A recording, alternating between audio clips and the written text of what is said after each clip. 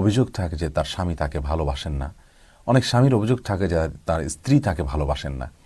স্বামী স্ত্রীর পারস্পরিক ভালোবাসা, সম্প্রীতি, মোহাব্বত এটা বৃদ্ধি করার জন্য কোরআন এবং সুন্নাহ থেকে নির্দেশিত কোনো আমলের কথা প্রায় আমরা জানতে চাই। এ বিষয়ে আজ আমরা পরামর্শমূলক কয়েকটি আমলের কথা বলবো। তার ভিতরে প্রথম আমল হলো সূরা ফুরকানের ৭৪ নম্বর আয়াত, যা আমরা হয়তো অনেকেই জানি, কিন্তু এটাকে খুব গুরুত্বের সাথে যথাযথভাবে আমরা হয়তো পড়তে পারি না।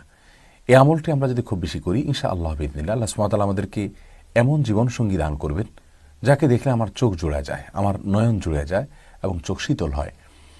আর সূরা ফুরকানের ৭৪ নম্বর আয়াতের যে অংশটুকু তেলাওয়াত করতে হবে তা হলো রব্বানা হাব লানা মিন আজওয়াজিনা ওয়া যুররিয়্যাতিনা কুররাতা আয়ুন ওয়াজআলনা লিল মুত্তাকিনা ইমামা।